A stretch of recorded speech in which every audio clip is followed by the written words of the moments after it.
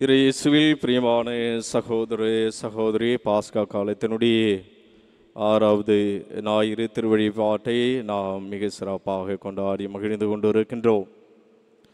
எனவே இன்றைய ஞாயிறு திருவழிபாடும் திருவழிபாட்டு இறை வார்த்தை வாசகங்கள் நமக்கு கொடுக்கக்கூடிய அற்புதமான செய்தி அன்பு. ஆங்கிலத்தில் நாம் லவ் என்று சொல்கின்றோம். எனவே இந்த அன்பு என்று சொல்கின்ற பொழுது நமது மனித பார்வை, மனித கண்ணோட்டம் வேறு. உலகத்தின் பார்வை, உலகத்தினுடைய கண்ணோட்டம் வேறு. நம்ம சினிமாலாம் பார்க்குறோம். எல்லா சினிமாவும் இதை மையப்படுத்தியதாகும். இந்த அன்பு, லவ், இவற்றை மையப்படுத்தியதாக மனிதர்களாகிய நமக்கு, உலகத்தில் வாழக்கூடிய நமக்கு அந்த அன்பை வெவ்வேறு பரிணாமங்களில் நமக்கு காட்டுவதை நாம் பார்க்கிறோம். அதுதான் உண்மை என்று நாம் நினைத்தோம். அவர்கள் சொல்லக்கூடியது தான் உண்மையான அன்பு. சமூக ஊடகங்கள், சினிமாக்கள், பொழுதுபோக்குகள் இவையெல்லாம் நமக்கு சொல்லிக் கொடுக்கக்கூடியது தான் உண்மையான அன்பு என்று நாம் நினைத்து கொண்டு இருக்கிறோம். ஆனால் இன்றைய கத்தோலிக்க கிறிஸ்தவர்கள் நாம் இந்த திருவழிபாட்டில் பங்கெடுக்கின்றோம். இறை வார்த்தை, வேதம் நமக்கு எப்படிப்பட்ட அன்பு, உண்மையான அன்பு என்ன என்பதை பரிசுத்த வேதாகமும் விவிலியம், கடவுள் நமக்கு, இயேசு நமக்கு எது உண்மையான அன்பு என்பதை மிக தெளிவாக சுட்டி காட்டுவதை இன்றைய இறை வார்த்தை வழிபாடு நமக்கு அழைப்பு கொடுக்கின்றது. அதுதான் உண்மையான அன்பு. நாம் நினச்சிட்டு இருக்கலாம் உண்மையான அன்பு இல்லை. நம்மளுடைய பார்வை வேறு, நமது கண்ணோட்டம் வேறு, நமது சிந்தனைகள் வேறு. உலகத்தினுடைய பார்வை வேறு, உலகத்தினுடைய கண்ணோட்டம் வேறு, உலகத்தினுடைய சிந்தனை வேறு. அதற்கு பல விளக்கங்களையும் பரிணாமங்களையும் நாம் கொடுக்கின்றோம். ஆனால் கத்தோலிக்க கிறிஸ்தவர்கள் நமக்கு உண்மையான அன்பு என்றால் என்ன, நான் வாழ்வது அல்லது நான் மற்றவர்களுக்கு கொடுக்கக்கூடிய அன்பு உண்மையான அன்பா என்பதை இன்றைய நாளில் சிந்திக்க உங்களை அன்போடு அழைக்கின்றேன். ஒரு பங்கில் பங்கு தந்தை அவர்கள் ஞாயிறு திருப்பலிக்கு முன்பாக திருவுடை அணிவதற்கு அந்த ஆலயத்தினுடைய முற்றத்தில், அந்த நுழைவு வாயிலில் ஒவ்வொரு நாளும், அந்த ஒவ்வொரு வாரம் ஞாயிற்றுக்கிழமை அந்த முற்றத்தில் நிற்பார்.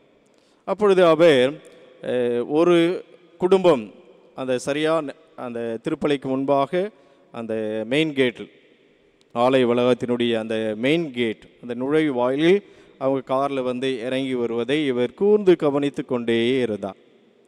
இவருக்கு ஒரு சந்தேகம், அந்த அழகான குடும்பம். எனவே அந்த ஞாயிற்றுக்கிழமை, ஒவ்வொரு வாரமும் ஞாயிற்றுக்கிழமை அந்த கடன் திருப்பலிக்கு அந்த குடும்பம் தவறுவதுவே கிடையாது, குடும்பமாக வருவார். எனவே அவர்கள் அந்த ஆலய முற்றம், அந்த மெயின் கேட்டில் வந்து கார் நிற்கும். கார் நின்னதுக்கப்புறம் அவங்க மனைவி இறங்கி தன்னுடைய கணவரை தாங்கி பிடித்து அவர்கள் ஆலயத்திற்குள் அழைத்து வருவதை பங்கு தந்தை அவர்கள் கூர்ந்து கவனித்து கொண்டே இருந்தார்.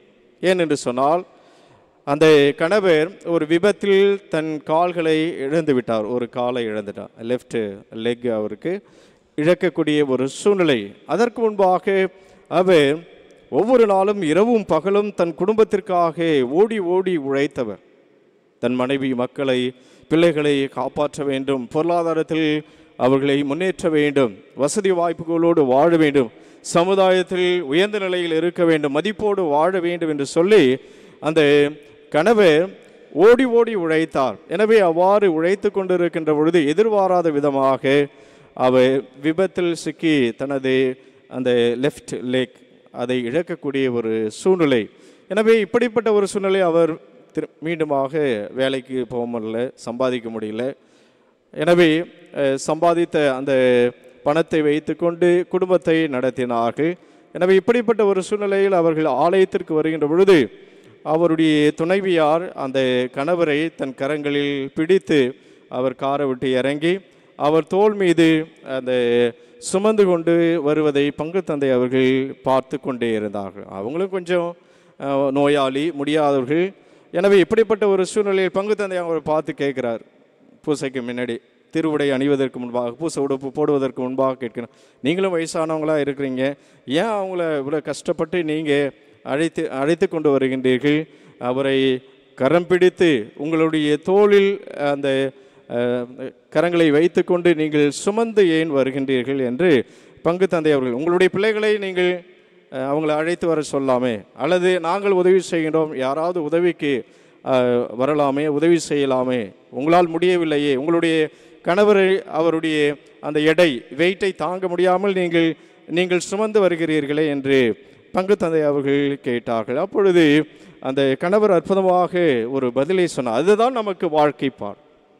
நம்மளுடைய பார்வையில் அன்பு என்பது வேறு. அந்த கணவர் மிக அற்புதமாக சொன்னார், மற்றவர்கள் என்னை தாங்கிக் கொள்வதற்கும், மற்றவர்கள் என் கரத்தை பிடிப்பதற்கும், என்னுடைய பிள்ளைகள் கூட என்னை தாங்கி வருவதற்கும், என் கரத்தை பிடிப்பதற்கும் மாறாக என் மனைவி என் கரத்தை பிடிப்பதற்கு வித்தியாசம் இருக்கு ஃபாதர்.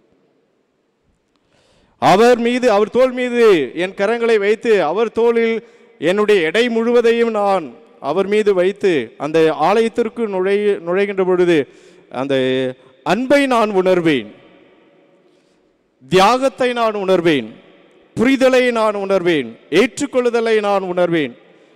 அவர்கள் எனக்காக செய்யக்கூடிய, என் மனைவி செய்யக்கூடிய அந்த தியாகத்தை நான் உணர்வேன், இணைப்பை நான் உணர்வேன், பிணைப்பை நான் உணர்வேன், அந்த பிரமாணிக்கத்தை நான் உணர்வேன்.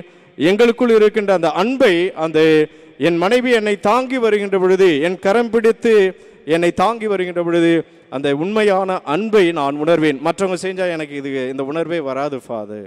என் பிள்ளைங்க செஞ்சாலே அந்த உணர்வு வராது. என் பிள்ளைங்களே என்னை தாங்கி வந்தாலும் அவங்க எவ்வளவு அவர்கள் எங்களுக்கு உபசரிப்பு அல்லது தேவையை எனக்கு செய்தாலும் இந்த உணர்வு எனக்கு வராது. ஆனால் என் மனைவியினுடைய கரத்தை பிடித்து நான் காரிலிருந்து இறங்கி அவர் தோள் மீது என் கரங்களை வைத்து அந்த ஆலயத்திற்குள் நுழைகின்ற பொழுது அந்த உண்மையான அன்பை, எனக்கும் என் மனைவிக்கும் இருக்கக்கூடிய அந்த அன்பை நான் ஒவ்வொரு நாளும் சுவைக்கின்றேன், நான் அனுபவிக்கின்றேன் என்று அற்புதமான ஒரு பதிலை சொன்னார். பிரியமான சகோதர சகோதரி, சினிமா கொடுக்கக்கூடிய அன்பு உண்மையான அன்பு அல்ல. இதுதான் உண்மையான அன்பு.